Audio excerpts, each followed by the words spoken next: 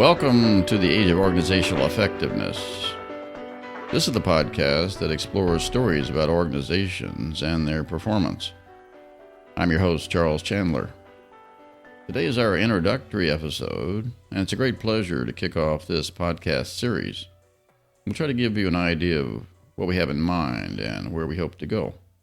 In coming weeks, we'll be interviewing business, government, and nonprofit managers to understand what it takes to manage various kinds of organizations.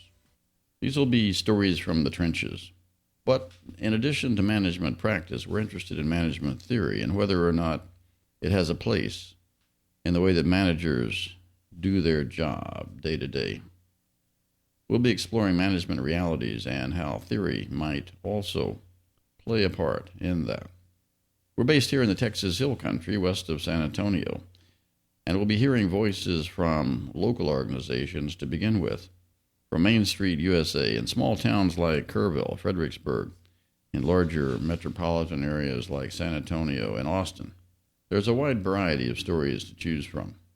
Eventually, we hope to branch out to other parts of the country as well. Today, we're going to start with a manifesto for the Age of Organizational Effectiveness. It's a little piece that sets forth some of our ideas about effectiveness and a new theory of how to think about it. So let me begin in this introductory episode with the manifesto for the Age of Organizational Effectiveness. There's been a long-standing puzzle in management theory. It revolves around a simple question: what is organizational effectiveness? Over the years, several answers have been proposed, but none has solved the puzzle. The problem is that theory does not point to anything specific that can be observed in the real world to verify effectiveness. Scholars call it a referent. Profit doesn't work. Shareholder value doesn't work. A myriad of other organizational indicators fail to signify effectiveness in a way that would satisfy the puzzle. Scholars have been at an impasse in this area since the mid-1980s. As a result, effectiveness has been called an enigma and a wicked problem and remains a vague construct rather than a defined concept in management theory.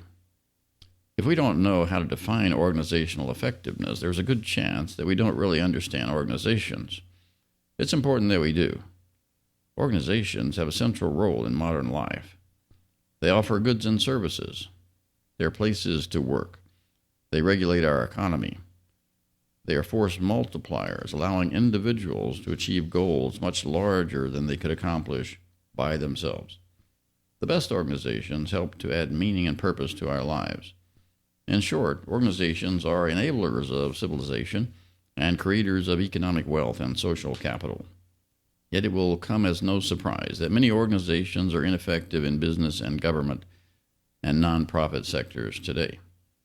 While they may have a vision of a better future, their efforts to bring it about have gained little traction. Ineffective organizations become marginalized, while other, more effective organizations achieve significant impact around them. Ineffectiveness has a significant downside. It can call into question the survival of an organization, not to mention the dysfunction and confusion experienced by the people inside it. Ineffective organizations do little good for themselves or for the world around them. Without an accepted theory that explains organizational effectiveness, confusion remains. It colors the way that management theory is taught in business schools, and management is practiced by C-suite executives. It pervades the way politicians make policy and citizens think about government. It holds us back from achieving a sustainable future. We cannot enter the age of organizational effectiveness without a new concept of effectiveness. I believe that one of the key reasons that we are at an impasse is that efficiency is being confused with effectiveness. In fact, we seem to live in an age of efficiencyism. Those that coin the term define efficiencyism as a fixation on efficiency without questioning its basic assumptions and consequences. Telltale signs are everywhere. Unnecessary layoffs, irrational cost-cutting, and pervasive efforts to do more with less are all part of the same idea: improve efficiency to improve performance. By default, this is an inside-out strategy where internal improvements in efficiency are expected to improve overall performance in the external environment. Generally, it doesn't work. System theory tells us that improving the efficiency of part of a system does not necessarily improve the functioning of the whole. Organizations exist within complex human systems that respond in unanticipated ways when disturbed. Efficiencyism is a practice that seldom works because efforts to improve efficiency in one part of an organization often do not improve overall performance. For instance, staff layoffs generally do not improve efficiency because they destroy morale and adversely affect the performance of employees that remain. Now, all of this may seem like an argument with little relevance in the day-to-day lives of real managers. Not so. Efficiencyism flourishes because we do not understand effectiveness. If properly understood, organizational effectiveness could be a keystone concept to hold everything else in management theory together, increasing the relevance of business schools in the process. In addition, the emergence of a valid concept of effectiveness could energize management practice by providing a dominant paradigm for the field. This manifesto was generated from a belief that a solution can be found to satisfy both scholars and practitioners. It comes in the form of a new theory of organizational effectiveness proposed by the author, which not only defines a concept of effectiveness for the first time with an objective referent, but offers a new understanding of the nature of organizations themselves. Under the new theory, efficiency without effectiveness is largely waste. Thus, effectiveness must be understood within a given context before efficiency improvement efforts make sense. Key points from the new theory of organizational effectiveness can be listed as follows. Number 1. Organizations are economic and social entities that function as intentional actors to achieve purposes outside themselves. That is, to create, amplify, and channel benefits in their environment, including society as a whole. Number 2. The goal of every organization is to be effective within its environment. Effectiveness confers all that an organization needs to survive and thrive. Number 3. An organization is effective to the extent that it's able to convert its supply-side intentions to serve its environment through specific offerings into expected demand-side behaviors that signify uptake, adoption, or use of its offerings. These favorable behaviors are termed expected external outcomes and can be observed at the supply-demand interface, just outside the direct control of the organization itself. Number 4. Effective organizations survive and thrive on the strength of benefit exchanges with external actors in their environment. This process works to selectively boost or hamper an organization's prospects for retention in the environment based on the strength or weakness of exchanges with external actors, and fosters survival of the effective. In return, for serving its environment, an organization accrues benefits for itself, benefits that are distributed typically among owners, employers, suppliers, and other stakeholders as applicable. Number 5. Economic, social, and other benefits accruing to the environment are not delivered directly by the organization as a result of its processes, but rather indirectly. External actors initiate and accrue such benefits for themselves as they adopt and use the organization's offerings for their own purposes. The demand side remains in control of benefit exchange initiation, so that organizations must always seek new and better ways to serve their environment. Number 6. Effectiveness is about converting the supply-side intentions of an organization into favorable demand-side responses in the external environment.